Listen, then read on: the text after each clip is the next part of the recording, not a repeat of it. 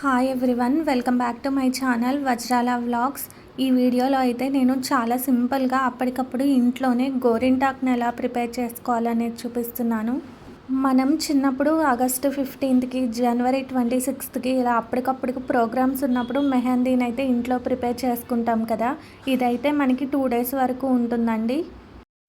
నేనైతే ఈ గోరింటాకుని పంచదారతో అలానే టీ పొడితో చేస్తున్నాను. గిన్నెను ఒకదాన్ని తీసుకొని అందులో పంచదార, టీ పొడి, 2 దాల్చిన చెక్క ముక్కలు వేసిన తర్వాత చిన్న గిన్నెను పెట్టుకొని పైన కొంచెం వాటర్ని వేసుకొని ఈ గిన్నెను తీసుకెళ్ళి స్టవ్ మీద పెట్టుకోవాలి.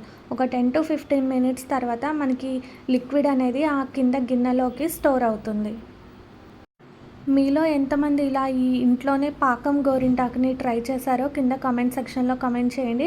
అలానే మీలో ఎంతమందికి ఇది వర్కౌట్ అయిందనేది కూడా నాతో కామెంట్ సెక్షన్లో చెప్పండి. నేను చేసిన ఈ మెహందీ అనేది నాకు వర్కౌట్ అయిందా లేదా తెలియాలి అంటే వీడియోని చివరి వరకు చూడండి.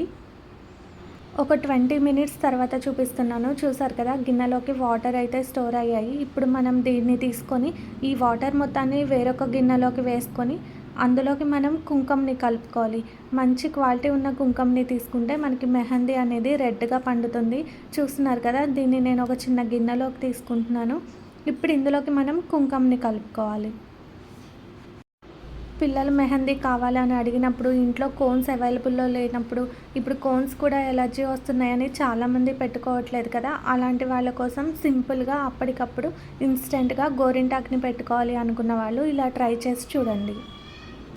ఇలా ఈ లిక్విడ్తో కూడా మనకి నచ్చినట్టు డిజైన్స్ని వేసుకోవచ్చండి. నచ్చిన వాళ్ళు చందమామనైనా పెట్టుకోవచ్చు, లేదంటే కోన్ డిజైన్స్ని వేసుకుంటాం కదా, సేమ్ అదే విధంగా డిజైన్స్ని కూడా వేసుకోవచ్చు. నేనైతే ఇక్కడ హ్యాండ్కి ముందే పెన్తో డిజైన్ అయితే వేసుకున్నాను. ఇప్పుడు సేమ్ అదే డిజైన్లో ఈ లిక్విడ్తో నేను అగ్గిపుల్లతో డిజైన్స్ని వేస్తున్నానండి. నచ్చిన వాళ్ళు మీ దగ్గర ఇయర్ బడ్స్ ఉన్నా కూడా వాటితో పెట్టుకున్నా కూడా డిజైన్ అనేది నీట్గా వస్తుంది. మీలో ఎంతమందికి ఇలా గోరింటాకుని పెట్టుకోవడం ఇష్టమో కామెంట్ చేయండి. అలానే ఎర్రగా పండిందా లేదా అనేది కూడా కామెంట్ చేయండి. నేనైతే ఇలా డిజైన్ మొత్తం వేసిన తర్వాత చూపిస్తున్నాను.